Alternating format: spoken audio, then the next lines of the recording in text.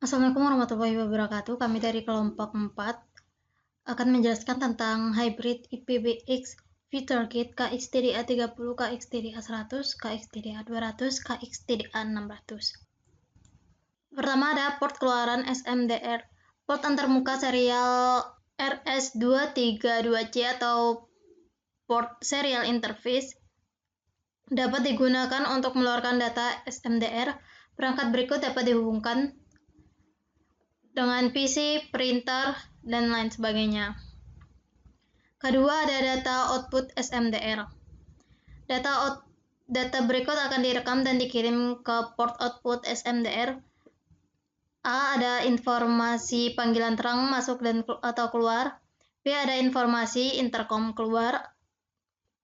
C. Ada informasi login dan logout. D. Ada log kesalahan PBX. E. Ada informasi fitur perhotelan. F. Ada informasi pesan. Memori untuk SMDR adalah sejumlah catatan panggilan tertentu yang disimpan di PBX. Jika lebih banyak panggilan berasal atau diterima, catatan terlama akan ditimpa dengan yang terbaru. Dengan KXTDA 100 atau KXTDA 200 atau KXTDA 600, saat kartu Mac dipasang, jumlah catatan SMDR yang dapat disimpan akan meningkat. Nah, di sini ada yang ketiga, ada jenis format SMDR. Yang pertama ada pattern A dengan 80 digit tanpa informasi biaya panggilan. Yang kedua ada pattern B dengan 80 digit dengan informasi biaya panggilan. Yang ketiga ada pattern C dengan 120 digit. Date di sini menunjukkan tanggal panggilan, sedangkan time di sini menunjukkan waktu berakhir panggilan sebagai jam, menit, AM atau PM-nya. Nah, lalu ada kondisi. Format dari SMDR. Format SMDR berikut dapat di-setel melalui pemrograman sistem agar sesuai dengan ukuran kertas yang digunakan pada printer. Nah, di sini yang pertama ada panjang halaman, menentukan jumlah baris per halaman. Kedua ada lewati perforasi, menentukan jumlah baris yang akan dilewati di setiap halamannya. Panjang halaman harus setidaknya 4 baris lebih panjang dari panjang perforasi lompatan. Di sini ada penjelasannya. Nah, data SMDR tidak terhapus meskipun PBX di-reset. Jika PBX di-reset selama percakapan atau panggilan, tidak akan direkam di SMDR. Panggilan berikut dianggap sebagai dua panggilan terpisah untuk SMDR. Panggilan sebelum dan sesudah flash atau recall dikirim secara manual selama percakapan. Panggilan terang to terang melalui call transfer masing-masing merekam sebagai panggilan masuk dan panggilan keluar. PBX menunggu selama jangka waktu yang telah diprogram antara akhir panggilan dan dimulainya timer SMDR untuk panggilan terang keluar. Ketika PBX telah mengirimkan semua angka keluar ke perusahaan telepon dan timer akan berakhir. PBX mulai menghitung panggilan. Tampilan PT menunjukkan waktu yang telah berlalu dari panggilan tersebut. Waktu mulai dan waktu total durasi panggilan direkam oleh SMDR ini. Lalu di sini ada serial interface RS232C parameter atau parameter interface serial. Parameter komunikasi berikut dapat ditetapkan untuk port interface serial interface RS232C. A. Ada new line code, pilih kode untuk PC atau printer. Jika PC atau printer secara otomatis memasukkan saluran dengan carriage return, pilih CR. Jika tidak, pilih CR plus LF. B. Ada baud rate. Kode baud rate menunjukkan kecepatan transmisi data dari PBX ke PC atau ke printer. Yang C ada panjang kata. Kode panjang kata menunjukkan berapa banyak bit yang menyusun karakter. D. Ada bit paritas. Kode paritas menunjukkan jenis paritas apa yang digunakan untuk mendeteksi kesalahan dalam string bit atau dalam string bit penyusunan karakter. Ini ditentukan pilihan yang sesuai tergantung pada kebutuhan PC atau printernya. Terus ada panjang bit berhenti. Kode bit berhenti menunjukkan akhir dari string bit yang menyusun karakter. Jika panggilan ditransfer ke grup ECD atau ekstensi PDN menggunakan transfer otomatis, kondisi TR tidak akan direkam pada SMDR. Lalu ada kode akses PBX host. Nomor yang dihubungi termasuk kode akses PBX host akan direkam di SMDR hanya jika pengaturan nomor yang dimodifikasi dipilih dalam pengaturan ARS untuk SMDR. Lalu di sini ada kode akses PBX host hanya ditetapkan untuk merekam panggilan jarak jauh pada SMDR ketika port induk dihubungkan langsung ke perusahaan telepon. Ini diperbolehkan ketika jarak jauh, misalnya 0 ditetapkan sebagai kode akses PBX host. Semua panggilan lokal, misalnya panggilan yang tidak memerlukan 0 untuk disambungkan terlebih dahulu, diperlukan sebagai perpanjangan dari perusahaan telepon dan tidak direkam di SMDR karena dalam hal ini PBX ini mengenali perusahaan teleponnya sebagai PBX host. Oleh karena itu, hanya panggilan jarak jauh yang direkam pada SMDR. Lalu ada printing message atau mencetak pesan. Di sini ada deskripsinya. Pengguna ekstensi dapat memilih pesan untuk dijadikan keluaran di SMDR hingga 8 pesan. 8 pesan bisa telah diprogram sebelumnya dalam tabel printing message dan tersedia untuk semua ekstensi yang terhubung ke PBX. Sebuah pesan dapat berisi simbol persen yang membutuhkan nomor yang akan dimasukkan di tempatnya saat pesan dipilih di ekstensi tergantung pada konten pesan yang diprogram. Fitur ini dapat digunakan untuk merekam berbagai informasi yang dapat di-output pada SMDR, misalnya PC yang terhubung. Contohnya jika pesan 1 telah diprogram sebelumnya sebagai pekerjaan yang dimulai dan pesan 2 sebagai pekerjaan yang sudah selesai, karyawan dapat menandatangani masuk dengan memilih pesan 1 saat mulai bekerja dan keluar dengan memilih pesan 2 saat selesai. Sebuah PC yang terhubung kemudian dapat digunakan untuk menghasilkan catatan kerja karyawan. Nah, di sini ada kondisi hingga kondisi di sini hingga 7% dapat disimpan untuk setiap pesan. Di sini ada referensi manual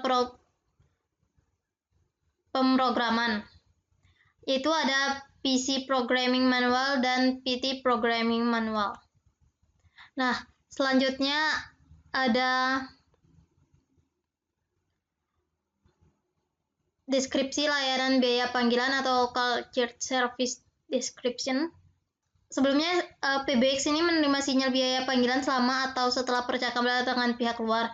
Biaya panggilan informasi ditampilkan pada display telepon dan SMDR. Pertama ada Call Signal Service atau layanan sinyal biaya panggilan. Jenis layanan biaya panggilan yang digunakan oleh PBX ditentukan oleh jenis sinyal yang diterima perusahaan telepon. Jenis sinyal biaya panggilan yang diterima dari perusahaan telepon tergantung di bagasi panggilan keluar. Adapun layanan untuk setiap tipe bagasi yang tersedia adalah sebagai berikut.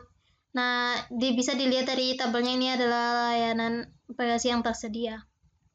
Ketika layanan nada berbayar digunakan, jenis nada berbayar itu 12 kHz atau 16 kHz itu harus dipilih.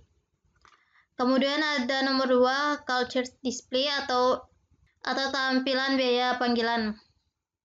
Yang pertama ada hingga 8 digit termasuk desimal, misalnya 1, 2, 3, 4, 5,78. Posisi titik yang kedua ada posisi titik digital, jumlah digit desimal yang signifikan untuk mata uang dapat diprogram. Lalu yang ketiga, hingga 3 karakter mata uang dapat diprogram, misalnya euro, mata uang euro.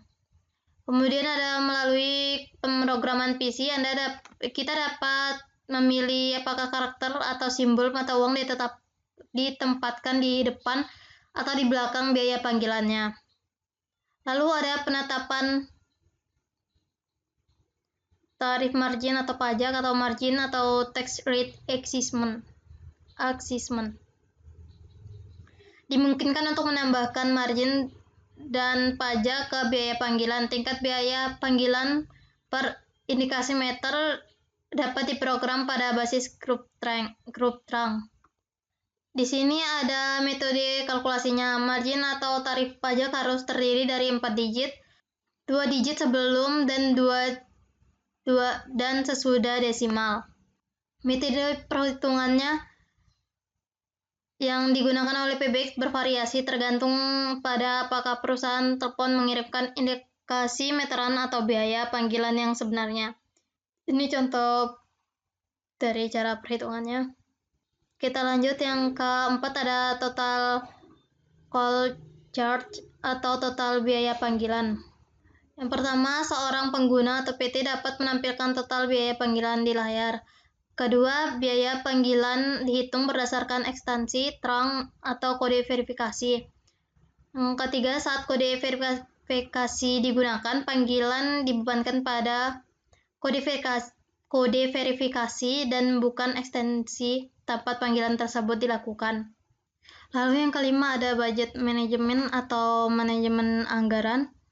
Dimungkinkan untuk membatasi penggunaan telepon ke anggaran yang telah diprogram sebelumnya pada setiap ekstensi atau kode verifikasi. Misalnya memperpanjang di kantor sewaan memiliki batas prabayar untuk penggunaan telepon. Jika jumlah biaya panggilan mencapai batas, pengguna ekstensi tidak dapat melakukan panggilan trunk lebih lanjut. Ekstensi yang ditetapkan sebagai pengelola dapat meningkatkan batas atau menghapus tagihan panggilan sebelumnya. Lalu selanjutnya ada yang keenam, ada manajemen biaya panggilan. Sebuah ekstensi yang ditugaskan sebagai manajer dapat melakukan hal berikut. A. Ada menghapus biaya panggilan untuk setiap ekstensi dan kode verifikasi.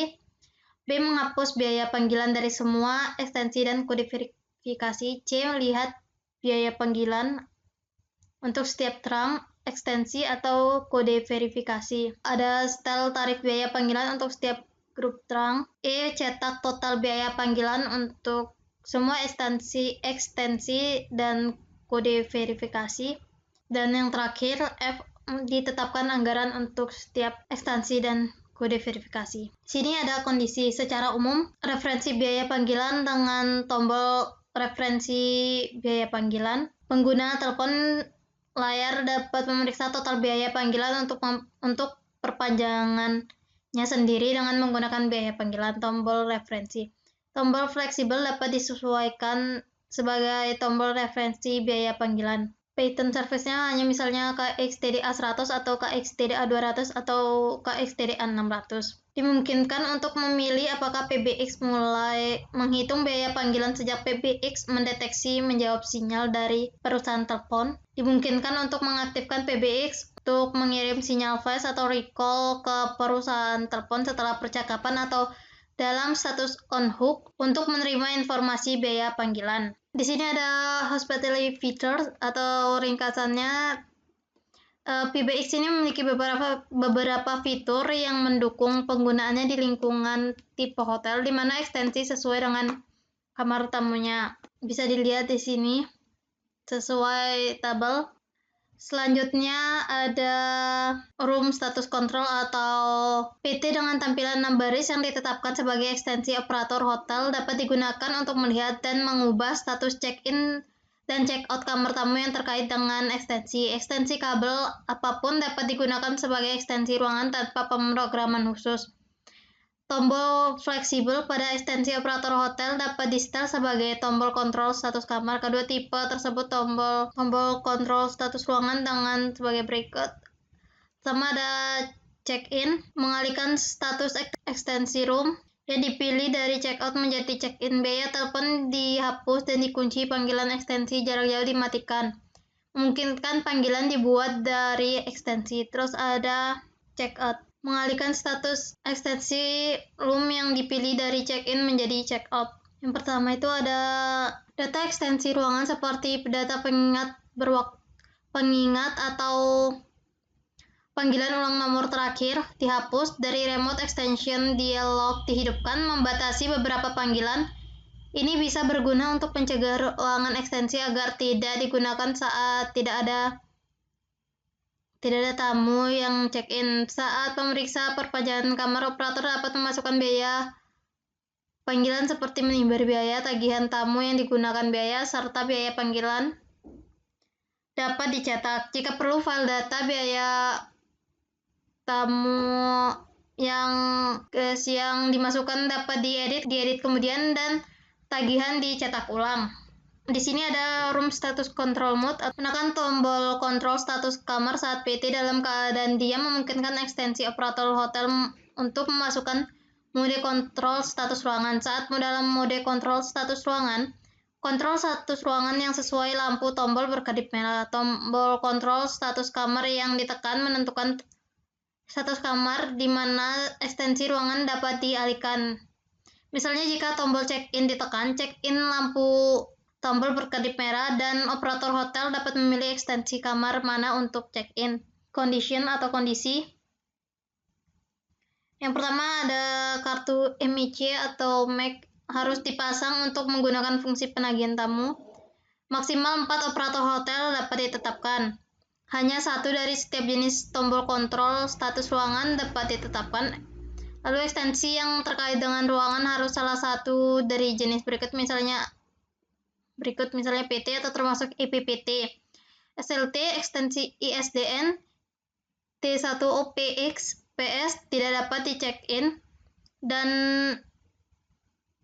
out sebagai ekstensi ruangan. Direkomendasikan agar nomor ekstensi sebuah ekstensi ruangan sama atau mirip dengan nomor ruangan demi kenyamanan. Data penagihan tamu sebelumnya hanya dihapus jika diperpanjang disetel kembali ke status check-in. Dengan demikian dimungkinkan untuk mengedit biaya tamu dan mencetak ulang tagihan tersebut kapan saja hingga tamu lain check-in di kamar yang sama. Jika diaktifkan melalui pemrograman sistem, informasi check-in dan check-out akan dicatat di SMDR.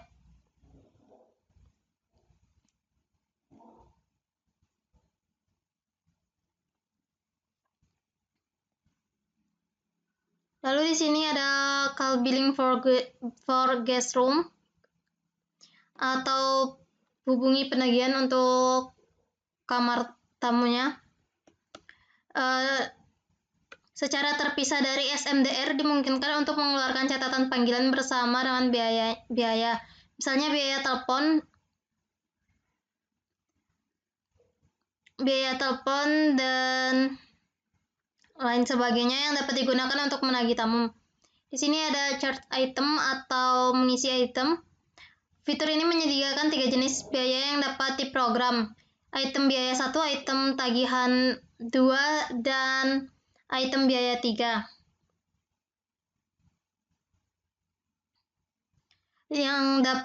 Yang dapat digunakan untuk menagih tamu untuk berbagai layanan, misalnya biaya telepon. Setiap sistem biaya dapat disesuaikan dengan cara, bisa dilihat di sini ada cara-caranya. Selanjutnya akan dijelaskan dengan teman saya, Ilham. Oke, assalamualaikum warahmatullahi wabarakatuh.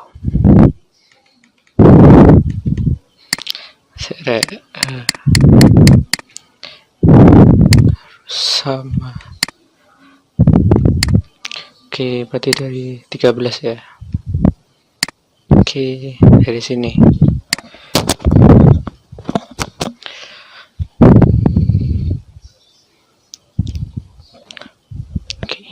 lanjutin langsung aja. Editan sendiri ya.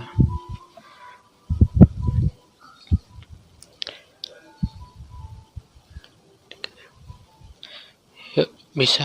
Bismillah. Oke, selanjutnya adalah extension controlling feature.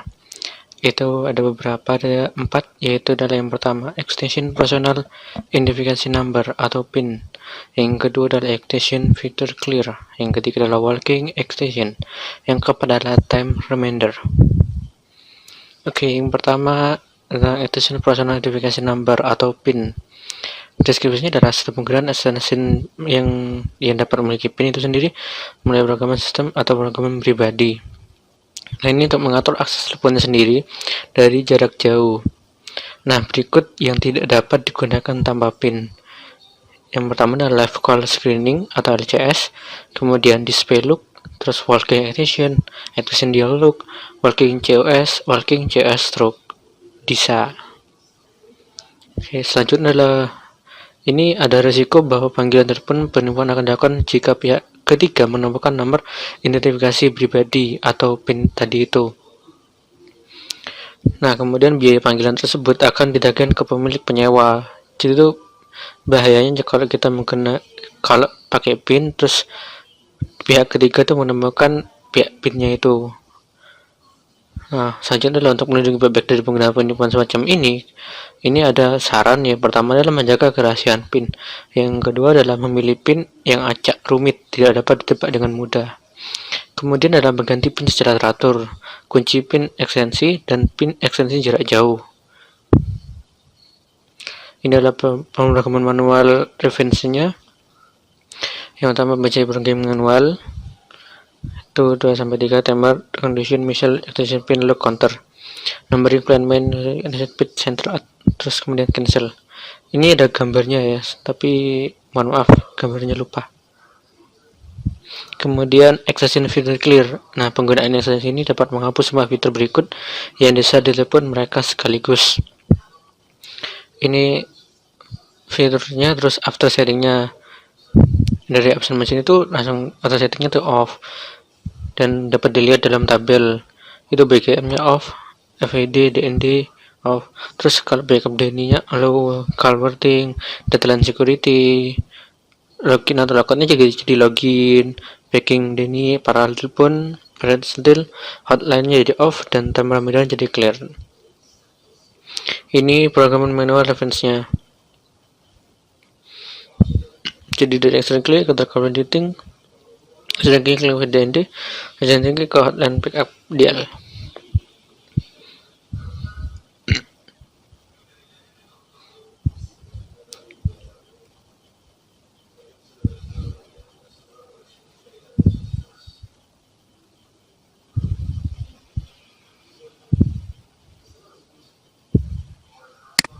Oke, kemudian ke link extension.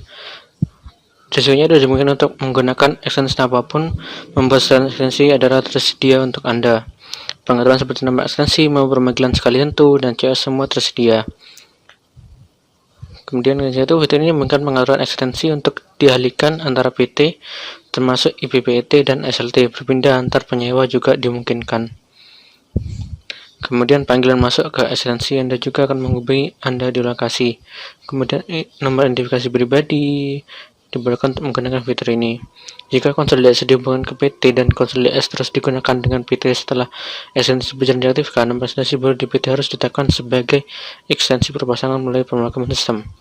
Nah, jika pemrograman PC sedang dilakukan untuk ekstensi dan pengaturan ekstensinya transfer oleh Victor ekstensi berjalan, Victor ekstensi berjalan mungkin tidak bekerja dengan benar. Inilah program manualnya dari 261 sampai 4-3. Kemudian yang selanjutnya adalah time reminder. Time reminder ini adalah perpanjangan dapat diatur untuk tutup berdering pada waktu tertentu untuk tidak sebagai panggilan atau pengingat untuk membangunkan. Nah, fitur ini dapat diberikan untuk diaktifkan hanya sekali atau setiap hari. Jika pengguna menjawab panggilan alarm, pesan suara yang direkam sebelumnya akan terdengar. Jika pesan tidak ditetapkan, nada panggilan khusus atau nada panggilan ketiga akan terdengar. Nah, pengelola waktu tersebut dapat disetel dengan satu dari dua cara berikut: oleh pengguna seti atau ekstensi pemilik sendiri dari jarak jauh atau operator hotel atau remote backup call. Nah, pastikan jam PBX itu berfungsi. Yang pertama, hanya satu pengingat waktu yang disetel untuk perpanjangan dalam satu waktu. Kemudian ada waktu dapat diprogram dan waktu durasi dan alarm. Nah, untuk mendengar pesan suara, kotak musik diperlukan untuk pesan harus direkam. Nah, aksi ditekan sebagai pengolah dapat merekam pesan. Ini program manual referensinya. Nah, kemudian ke audible tone feature. Ini audible tone feature itu ada deltone dan konfirmasi tone.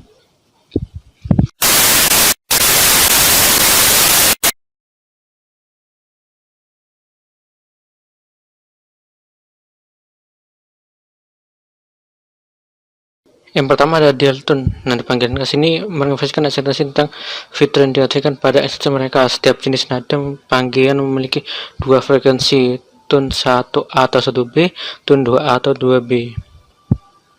Nah, di bawahnya itu bisa dilihat saya panggilan jenis nada A atau B. Anda dapat memilih jenis nada panggilan A atau B. Untuk nada panggilan 1 sampai 4, jika tipe A dipilih, semua nada panggilan 1 sampai 4 akan menjadi jenis nada panggilan A. Jenis nada panggilan untuk fitur ARS dapat dipilih secara terpisah. Jika tipe A dipilih untuk ARS, nada panggilan 1A akan terdengar. Jika tipe B yang dipilih, nada panggilan 1B akan terdengar. Nada panggil yang berbeda dapat dinotifikasikan jika dinotifikasikan nada panggilan 1 akan terdengar dalam semua kasus kecuali ditandai dengan tanda bintang pada label yang ada di atas. Labelnya pola nada panggilan juga. Ini ada program manual referensinya. Untuk konfirmasi tone 1 itu deskripsinya itu dikirim saat pengaturan diterima. Yang B dikirim ketika panggilan diterima dalam mode panggilan suara atau penerima alternatif dering. Suara penelpon akan terdengar setelah nada. Tone kedua adalah dikirim dari perangkat halaman eksternal atau ekstensi sebelum halaman, dikirim saat panggilan diterima atau mode jawab hands free. Tone 3-1 dikirim sebelum percakapan dibuat saat menggunakan fitur paging. Dikirim saat percakapan dibuat dengan sensitif dalam mode berikut setelah dioperasi putar panggilan. Nah, mode mencoba genggam, mode panggilan suara, dan dikirim saat melakukan panggilan ke atau dari telepon. Nah, ini dikirim tepat sebelum percakapan dibuat akses fitur nomor fitur. Itu tone 3-2. Tone 4-1 dikirim saat berpindah panggilan dari dua pihak ke panggilan ketiga. Dan tone 4 kedua itu perpindahan dari pihak ketiga sampai ke pihak ketiga ke pihak kedua.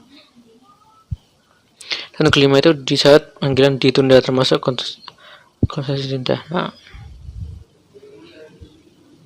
ini program notifikasinya.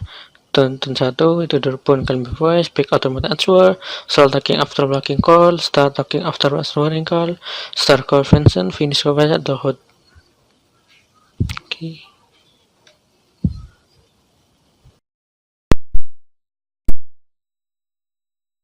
Feature yang pertama adalah untuk TIA line service. Jadi TIA line service ini kita digunakan biasanya untuk jaringan privat, jaringan tertutup, misal antar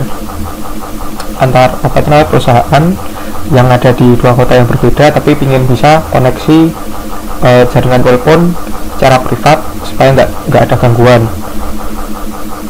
Tapi untuk TIA line service ini juga bisa digunakan disambungkan ke public networknya. Jadi kita tidak hanya bisa telepon dengan privat antar masing-masing perusahaan, ataupun kita mau telepon ke jaringan publik juga bisa. Jadi interface di TIA line service ini tergantung dari network type-nya, mau digunakan untuk yang analog, digital ataupun internet protokol, yaitu menggunakan VoIP. Untuk lebih jelasnya bisa dilihat di di modulnya, di nomornya ada di sini. Next. Nah, dan yang pertama untuk yang TIE line adalah membuat panggilan di TIE line. Jadi ada dua cara, yaitu yang pertama adalah menggunakan extension number, ataupun yang kedua menggunakan PBX code. Jadi extension number ini kita bisa langsung nelpon dari ekstensi satu ke ekstensi lain, tapi kurangannya yaitu ekstensinya nggak boleh sama antar PBX-nya. Jadi misal di ekstensi PBX 1 sudah ada 1011, tapi di PBX 2 kalau misal ada 1011, nah itu terjadi error, soalnya kan 1011 nya ada 2, jadi nggak boleh sama ekstensinya. Nah, kalau yang di PBX code method itu bisa sama, bisa enggak, terserah, karena kita menggunakan nggak cuma nomor dari ekstensi tapi juga nomor dari PBX nya. Tiap PBX punya PBX code tersendiri. Jadi semisal kalau di PBX 1 sudah ada ekstensi 1011, di PBX 2 atau PBX 3 bisa menggunakan ekstensi 1011 karena sudah ada PBX code tersendiri. Jadi tapi menelponnya ada tambahan, nggak cuma langsung nelpon 1011, tapi kita tambahi PBX code dan juga idle line numbernya.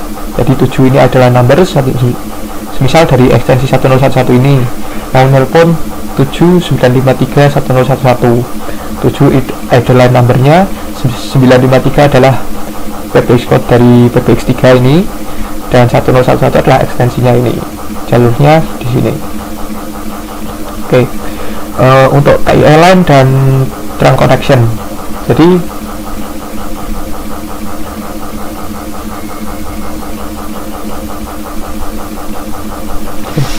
TIE line dan trunk connection di sini ada 3 jenis pattern, yaitu trunk to TIE access, TIE to trunk access, dan trunk to TIE to trunk access. Untuk lebih jelasnya kita lanjut ke slide selanjutnya aja.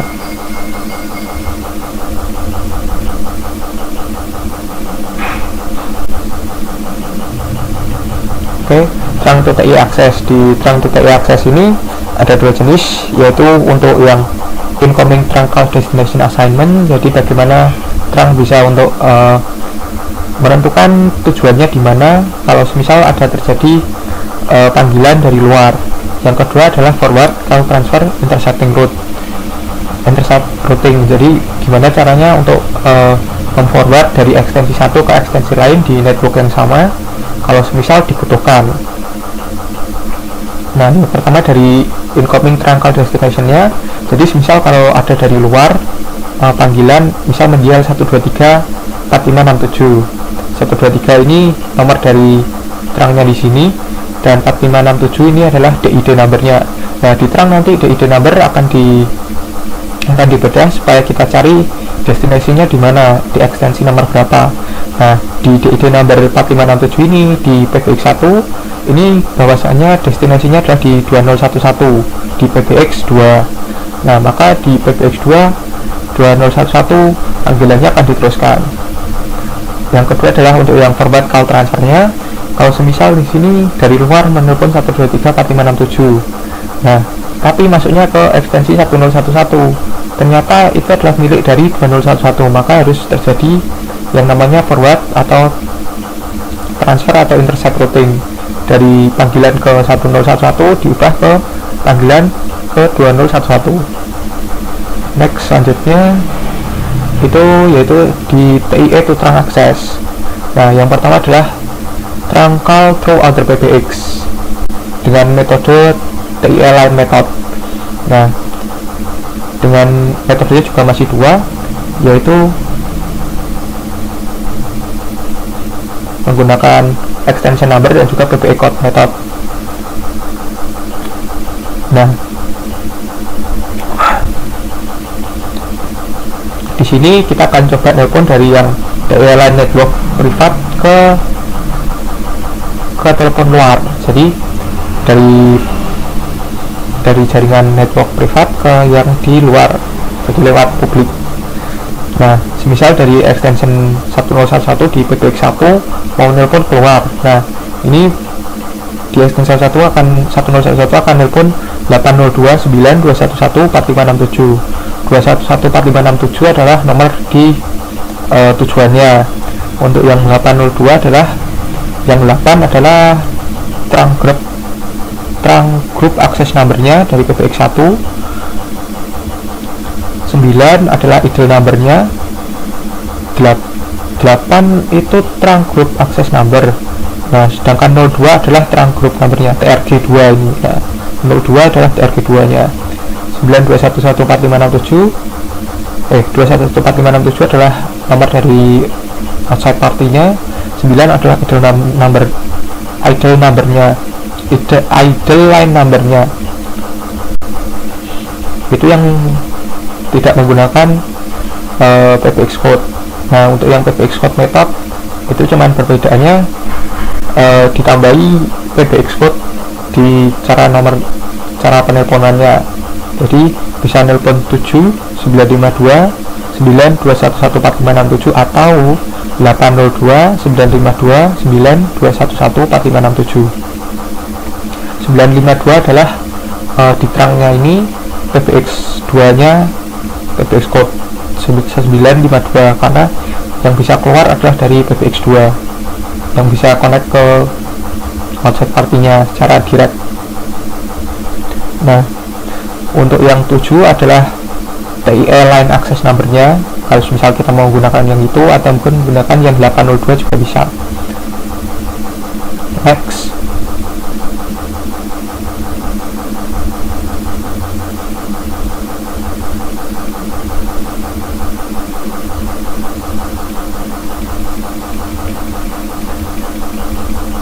Oke. Sekarang TIE itu trunk access tapi menggunakan yang ARS feature. Di ARS feature ini kita menggunakan untuk ekstensinya kita nggak perlu menambahi karena dari ARS feature-nya tersendiri ini sudah ada, akan otomatis ditambahi sendiri oleh ARS feature-nya. Jadi dari ekstensi 1011 kita tinggal nelpon 9211457 nomor tujuannya dan idle numbernya. Ini yang menggunakan extension number method. Ini yang menggunakan PBX code method. Jadi di ekstensi 1011 tetap nelpon 9211457, tapi nanti di sistemnya akan ditambahi 19952. Tapi karena otomatis karena menggunakan ARS feature-nya. Oke, selanjutnya yaitu TIE to trunk access. Masih di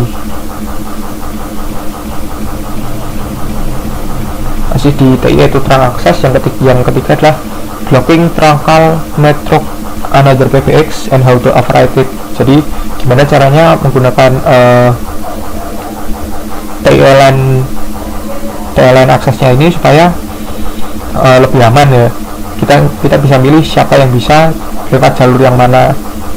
Nah, di sini misal di extension number method kita ada di ekstensi 1011 nyoba nelpon 802.921.4567 secara langsung.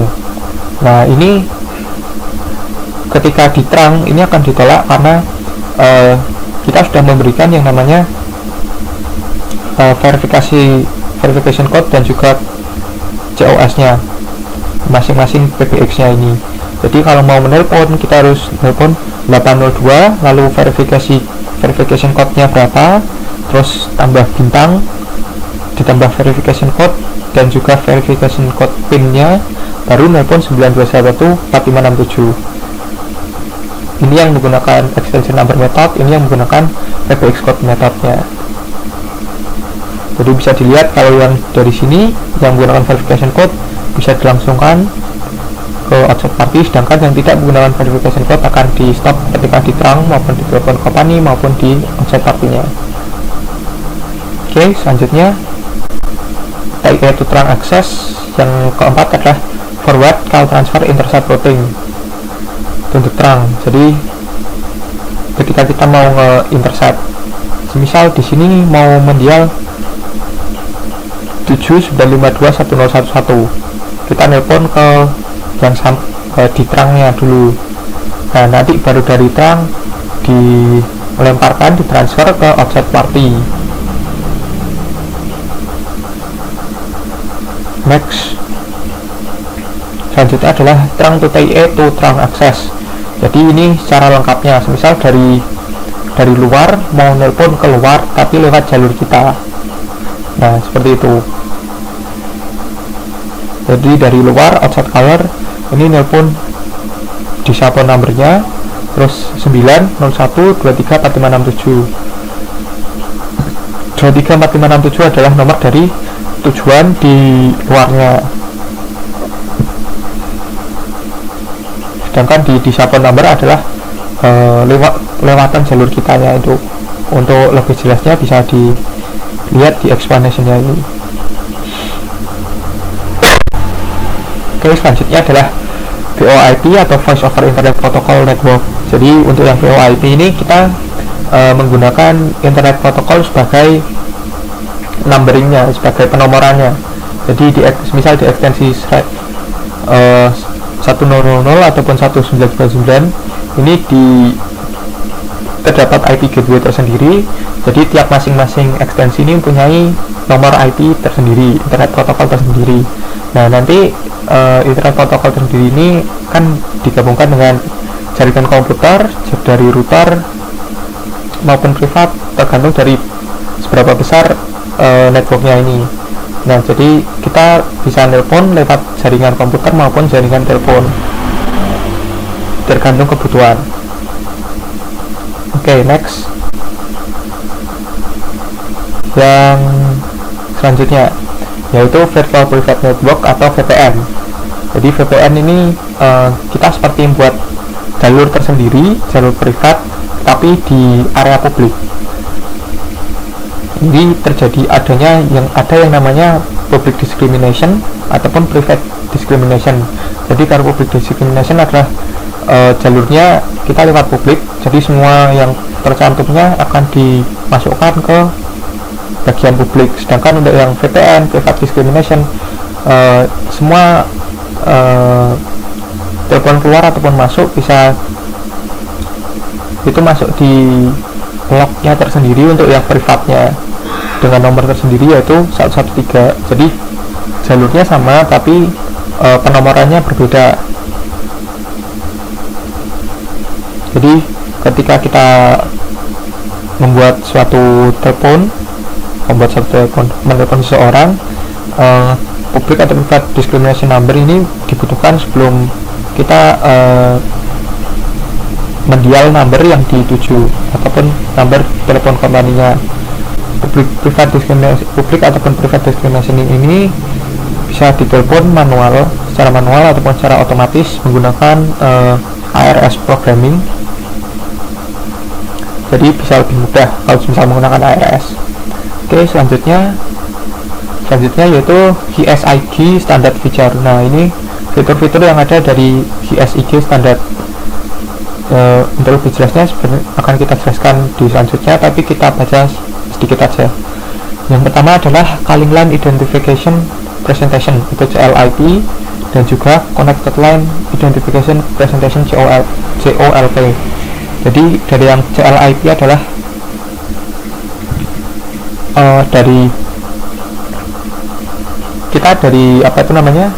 dari penerimanya bisa melihat nomor dari penelpon. Sedangkan untuk yang COLP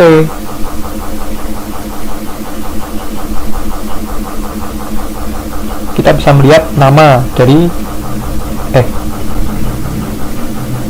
kalau calling line kita bisa melihat number dari penelpon ketika kita yang menelpon.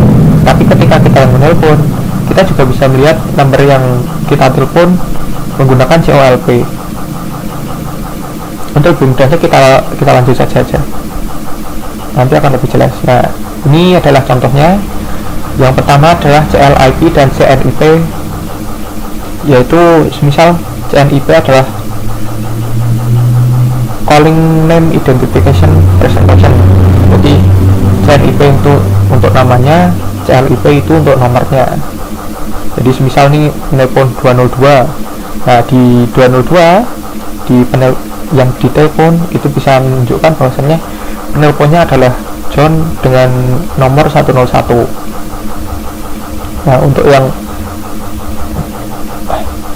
Selanjutnya adalah COLP dan CONP.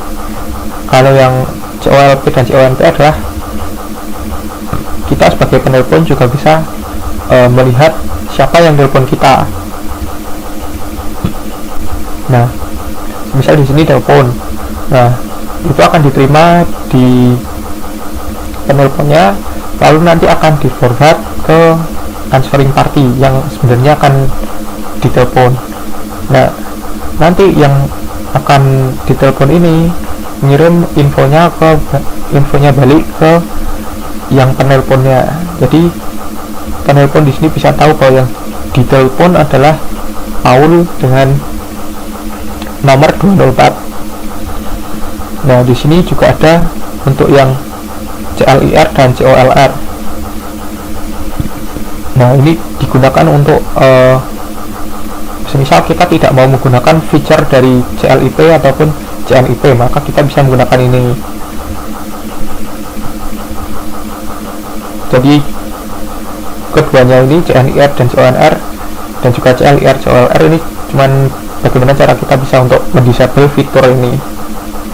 Oke, selanjutnya yaitu call forwarding menggunakan HSIG. Jadi untuk call forwarding ini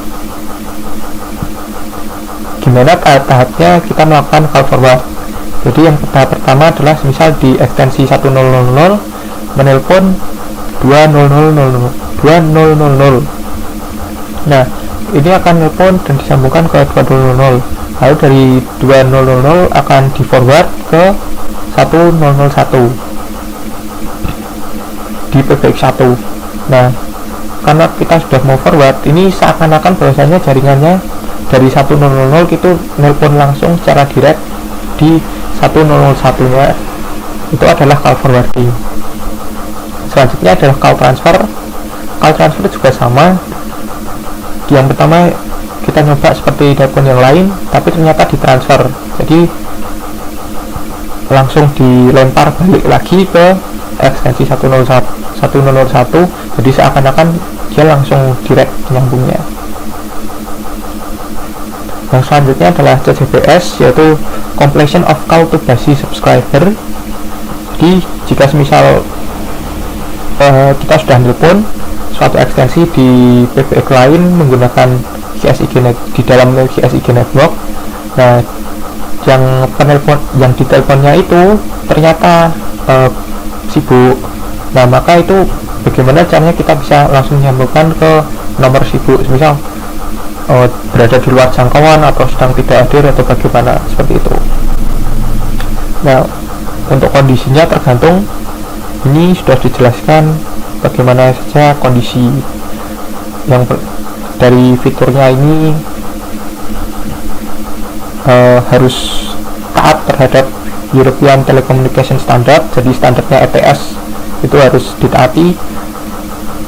Nah, selanjutnya juga fitur ini harus bisa ada apabila dari color PBX nya itu bisa menggunakan CCBS, jadi dari penelpon dan penerima harus bisa menggunakan dan juga memakai CCBS. Lalu untuk menerima dan juga mendapatkan CCBS, receiving and sending CCBS must be enabled individually on an ISDN HSIG port basis through system programming. Jadi harus di enable secara manual dari ISDN nya di HSIG port lewat pemrogramannya. Lalu extension user can set an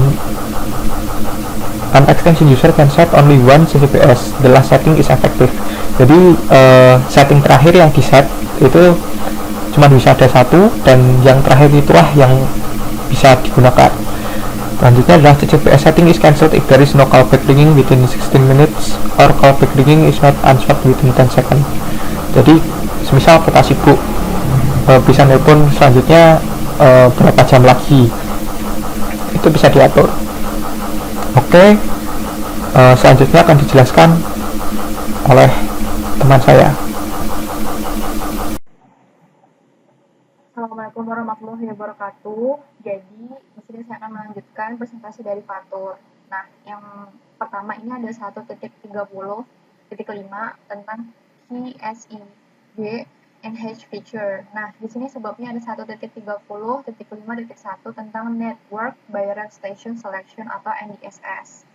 Nah, jadi ketika PBX terhubung ke jaringan menggunakan kartu WSDN atau IPGW, itu tuh dimungkinkan untuk menetapkan tombol fleksibel sebagai tombol pemilihan stasiun langsung jaringan atau NDSS. Nah, kemudian tombol-tombol ini tuh digunakan untuk memantau status ekstensi yang terhubung dengan 7 PBX lainnya yang ada di dalam jaringan itu. Nah, kemudian tombol NDSS itu menunjukkan status ekstensi. Jadi ada dua status ekstensi yang ditunjukkan oleh tombol NDSS. Yang pertama ada mati, yang kedua ada merah menyala. Kalau misalkan mati, dia itu statusnya ekstensi yang dipantau itu menganggur. Kalau merah menyala, itu ekstensi yang dipantau itu sedang sibuk atau dia sudah menyetel DND untuk menghilangkannya. Nah, di bawah itu ada gambar, di bawah ini ada gambar sampel network-nya dari NDSS ini. Kemudian ini ada programming prosedurnya, ada 5. Nah, ini yang pertama ini, ada routing table assignment. Jadi kalau misalkan yang di pertama ini, route balas dan tabel modifikasi harus diprogram terlebih dahulu untuk semua PBX di jaringan untuk memungkinkan panggilan itu dibuat kemudian ditransfer antar PBX gitu. Kemudian yang kedua ini ada network PBX ID assignment. Ada 2 ID. Yang pertama tuh ID 1 sampai 8 itu bisa memantau ekstensi di PBX lain dan mengirimkan data ekstensi lokal. Kalau misalkan yang ID-nya 0 itu mentransmisikan ulang data monitor ke seluruh jaringan. Kemudian ini ada yang ketiga KSIG port setting atau monitor PBX. Jadi di sini setiap port KSIG itu dari kartu BRI atau PRI itu akan digunakan untuk mengirimkan informasi status ekstensi. Jadi status ekstensinya itu apakah harus diatur untuk melakukan melalui pemrograman sistem. Kemudian,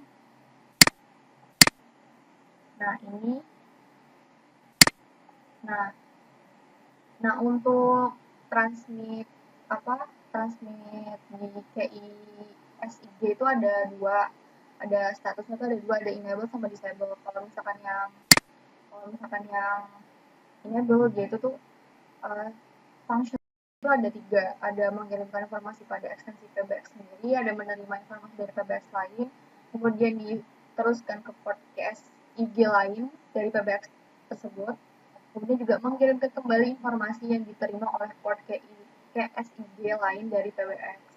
Nah, kalau misalnya disable, yaitu menerima informasi dari PBX lain dan meneruskannya ke port QSIG lain dari PBX. Nah, di bawah ini ada gambar example ISDN port. Ini menggunakan ISDN seperti ini. Kemudian kalau ini pakai VoIP network itu seperti ini.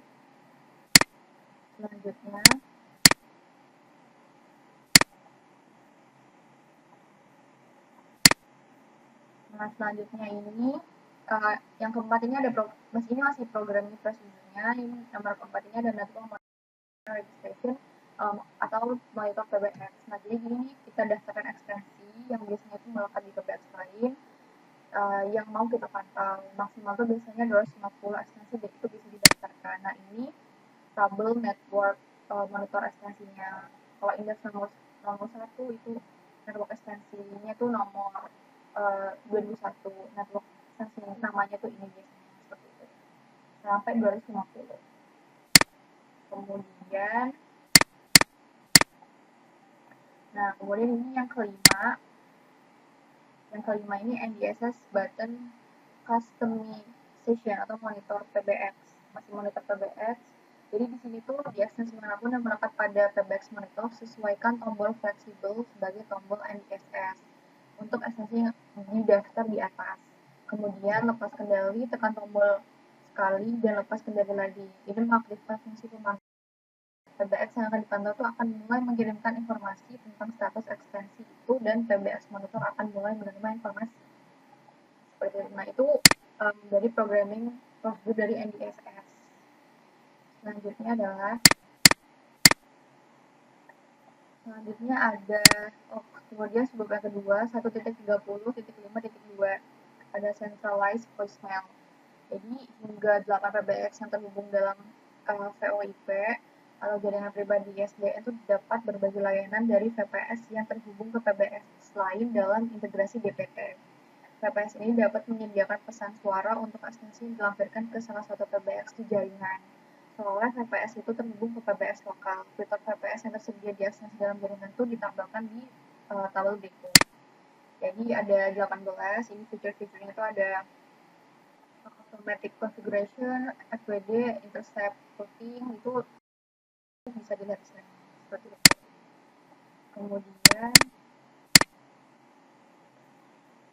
Kemudian ini masih dalam centralized tadi. Nah, ini untuk transfer by GVPS, transfer extension at other PBX. Nah, jadi kalau misalkan di gambar ini tuh, kalau di gambar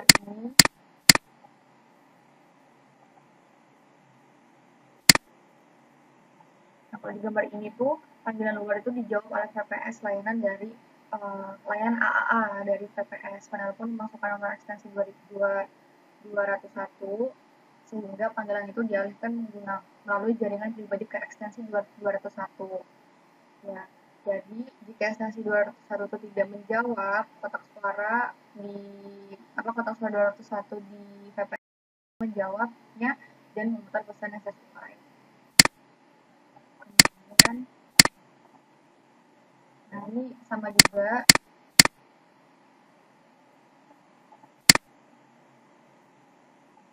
Ini masih trunk call, tetapi dia extension. Ketika ekstensinya itu tidak menjawab. Jadi ekstensi 201 itu tidak menjawab panggilan luar, sehingga panggilan tersebut diteruskan ke VPS dan dijawab oleh kotak suara 201.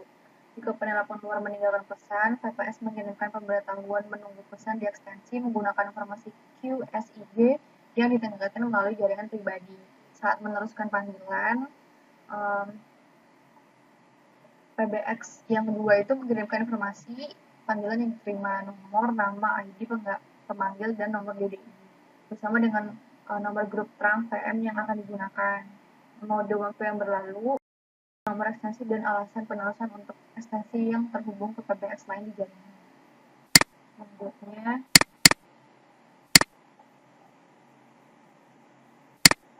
Selanjutnya ini 1.30.6 sudah berbeda dari bab yang tadi. Ini tuh tentang telepon company. Nah, di sini grup ini tentang network ICD group. Nah, jadi ICD itu grup distribusi panggilan. Itu masuk dapat menyertakan hingga 4 tujuan. Jadi bisa 4 tujuan, bisa PBX itu ada 4. Termasuk nomor ekstensi mengambil dari grup ICD-nya lainnya. Jadi dia bisa 4 grup.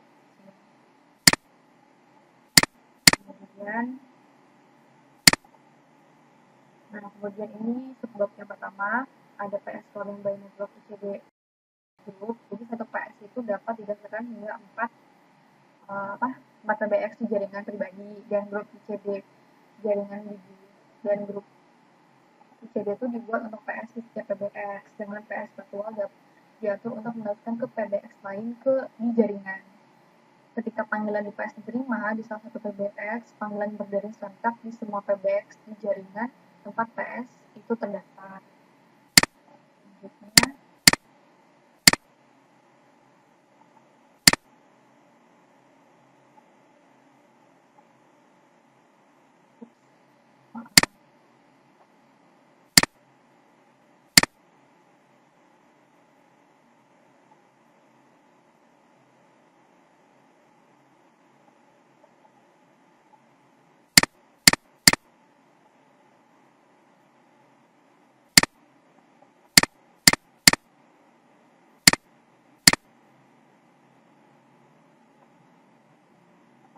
nah di sini ada 1.31 IP proprietary telepon atau applicated feature. Nah, PBX ini if NAMPT di bab 1 di instalasi manual PBX. Di PBX ini mendukung koneksi VoIP VoIP, properti, telepon, atau HTTP yang fungsinya hampir sama dengan PT normal. Namun mereka terhubung ke PBX melalui lokal area network atau LAN dan mengirim dan menerima panggilan menggunakan internet protokol. Jadi seperti ini gambarnya PBX, kemudian ke IPTT, dari IPTT ke PC, kemudian ke IPTT dan ditransfer ke IPPT. Jadi ada main office dan branch office-nya di sini.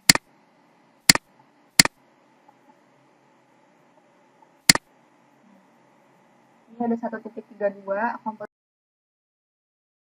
feature. Nah, di sini ada CTI. Jadi CTI itu menghubungkan PC ke DPT ya, atau menghubungkan server CTI ke PBX ini, memungkinkan pengguna ekstensi itu menggunakan fitur-fitur canggih dengan menggunakan data yang disimpan di PC atau server CTI. Ada dua jenis CTI. Yang pertama itu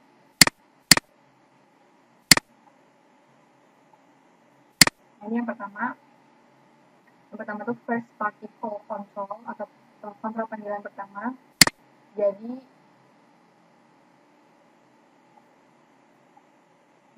sebuah PC itu terhubung ke DPT, kan? PC terhubung ke DPT menggunakan port USB. Gitu. Jadi PC itu terhubung ke DPT menggunakan port USB yang terpasang ke DPT.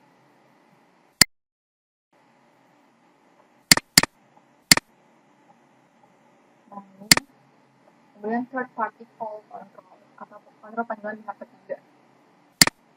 Nah, kalau di sini server CTI itu terhubung ke PBX.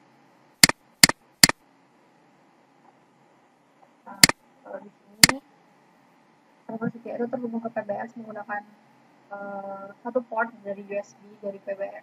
Bisa menggunakan Ethernet atau USB. Kalau misalkan ini third party control ini, kemudian itu sebagai interface dan dari part CTI sebagai yang terbuka CTI interface. Jadi ini CTI center server itu terhubung menggunakan LAN atau USB itu ke CTI interface. Jadi CTI ini sebagai interface dan PC memantau PBX dan mengontrol PBX melalui CTI server. Saat panggilan diterima, CTI server itu dapat digunakan untuk memutuskan perutian panggilan dan untuk mengirim informasi tentang PC menggunakan ekstensi panggilan ke tujuan. Di kontrol panggilan pihak ketiga, PC control tidak mengontrol ekstensi secara langsung.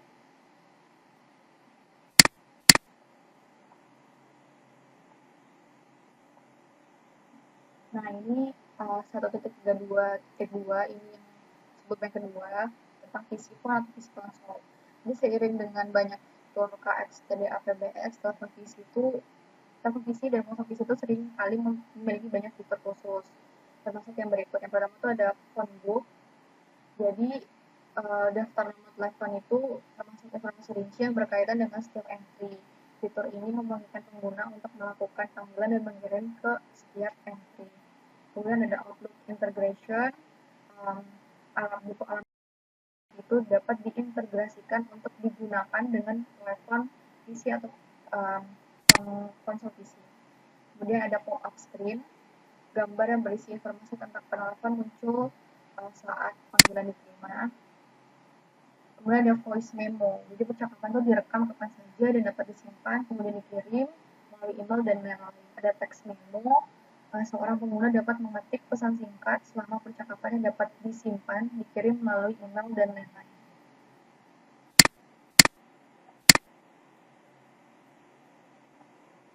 Nah, ini masih PC phone dan PC console. Nah, di sini ada for PC phone only.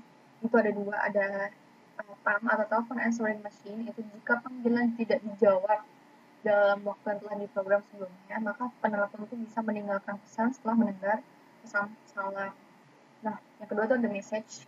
Itu, misalkan pesan telepon answering machine itu tidak diputar ulang, jadi secara otomatis tuh pesannya itu ditransfer melalui telepon atau email.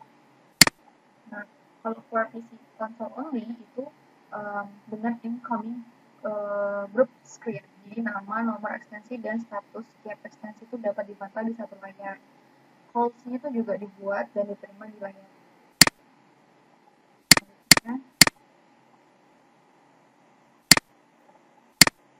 Nah, ini yang terakhir, 1.33 cellular phone feature 1.13.1.33.1 cellular phone feature summary-nya. Jadi di sini feature-nya itu ada 4 dengan deskripsi dan referensinya. Jadi yang pertama itu tujuan luar di grup distribusi panggilan masuk. Jadi deskripsinya itu hingga 4 telepon dapat ditandatangani sebagai anggota grup distribusi panggilan masuk atau ICD yang sudah saya jelaskan tadi dan menerima panggilan untuk grup tersebut. Kemudian yang kedua, mode paralel FTP ponsel. Seorang pengguna PP dapat mengatur hingga 4 telepon seluler untuk berdiri secara paralel untuk panggilan masuk. Kemudian bisa automatic blocking calls. COS.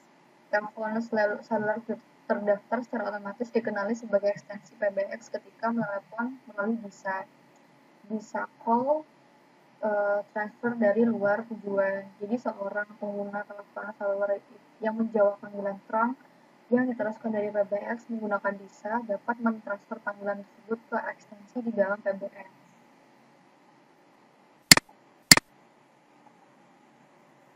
Baiklah, demikian presentasi yang bisa kelompok kami lakukan. Apabila ada kesalahan mohon dimaafkan. Wassalamualaikum warahmatullahi wabarakatuh.